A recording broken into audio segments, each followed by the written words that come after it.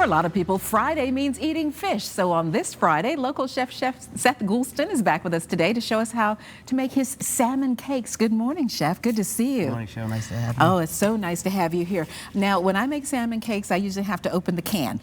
And a lot of people do that, and that's not a bad thing. No. But you're going to show us how to make it with fresh salmon. What kind of salmon is this that we have? This is wild-caught sockeye salmon. We sell in all of Kroger. It's on sale right now, $12.99 a pound.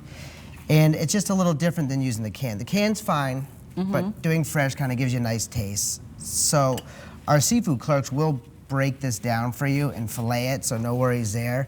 But what we do want to show is just the difference that gets made when you use fresh over the can. And you don't get that shock like I did the first time I opened a can of salmon. Right, like, all the bones. What the heck was that?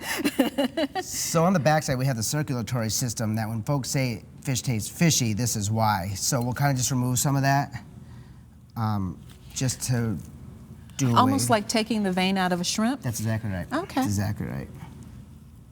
And everything we want to do to enhance the flavor of what we're eating. Correct, and fresh. You know, yeah, it's fresh, so it's not. Now, would the butcher at Kroger do that for us? Yes.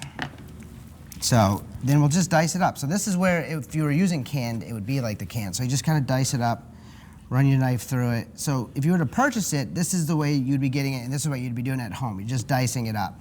Now, if we buy it in the shrink wrap packages, what are we looking for as opposed to going to the butcher? You're looking, as far as freshness goes, you're looking for firmness, no smell, and the amount that you need. We're gonna go a little bit over what we're gonna need here, but just to show everybody at home, this can be made ahead of time. So you can have this in the fridge, and it's great for entertaining. So if you're having folks over, you got this mix already done, and you can either sear it or bake it in the oven, whatever you'd like. So this is the kind of thing that we could make ahead and leave in the refrigerator and then be ready to either fry or bake, whichever way we wanted to do it? Correct, and you should, because then all the flavors can kind of mend together, and it's not a lot of ingredients, and it's really a pretty easy, simple, impressive dish. We have just salt and pepper. Now, we used to call these salmon croquettes. Is there a difference between that and salmon cakes? If you fried it, would be a croquette. Okay. Anything fried. Oh, okay. So then we have fresh dill, just to give it that fresh flavor. Fresh parsley. And fresh herbs really do make a difference, They just don't they? pulls out the fresh Because I know flavor. I've got some, spices in my cabinet that are probably older than I am. And I think a lot of other people do too. So then we have, this is Coleman's dry mustard. I realize that's a really important ingredient to have in the pantry is dried mustard. It's used in so many different things. It really is. It's there's great in certain items deviled that are- eggs. Yes, yes it is. Lee and Perrin's Worcestershire. Our Duke's mayonnaise. And people are very particular about their mayonnaise, aren't they? Very particular about the mayonnaise. Either you're a Hellman's or a Duke's kind of guy. Being here. Or Miracle Whip, depending, Miracle Whip. which is not mayonnaise, but some people do prefer it. And then these are just Japanese breadcrumbs. We're going to add this. So some panko crumbs. Panko breadcrumbs, yes.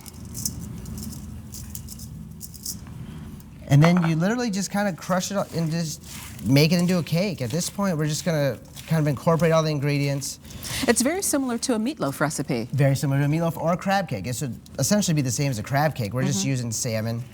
But I noticed I don't see any Old Bay out here anywhere. No Old Bay, and that's just because I find, and it's a preference thing, but I find that Old Bay is overpowering. You want the freshness of the fish. And so we're looking for consistency. It's a little bit wet, whether your eggs are bigger, smaller, you can always add more breadcrumbs to kind of soak that up. And you just want to have a consistency where you can make a patty with it. So as it starts to soak it up, we can turn that on. Yeah, I've got it on for you. I figured it probably need to be on to cook something. That would be nice. And the breadcrumbs will soak up all the moisture. We have made some ahead of time, just in case we ran out of time. But Right. I think we'll have enough Now, time. with a lot of things like this, we don't want to over mix it because we don't want to, mess with the texture. Is this one of those things? Crab meat, you won't be able to see the crab meat anymore. Right. Salmon, you not break so up the much. lumps. Salmon's Right. okay. Salmon's okay. So let me just make these patties real quick. Get the oil hot and sear them.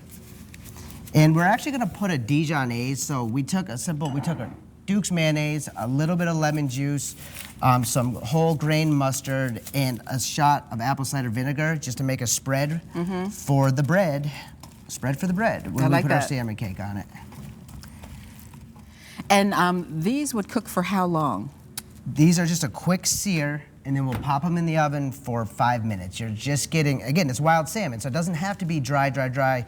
You can overcook it. So a nice pink center is what you're kind of looking for. So I'd say a 3-minute sear and 5 minutes in the oven, 8 minutes total. So if you have your mixture done ahead of time, you're just real quick, and before your event, you're sending out some nice fresh salmon cakes.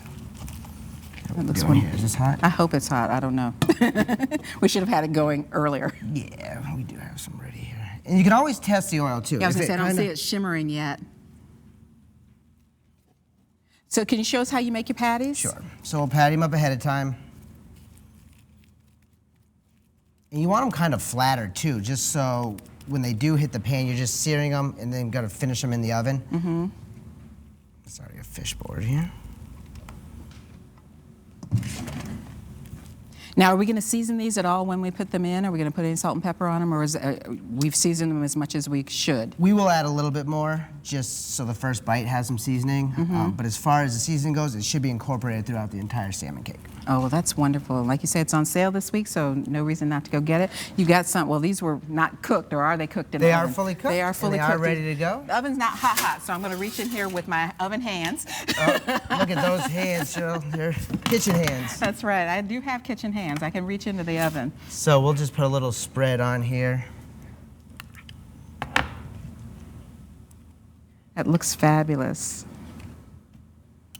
And get them ready to go. Well, Chef, thank you so much for coming to see us today. You keep on going. I'm sure somebody's going to want that for breakfast. Jessica's missing out today. There you are. All done.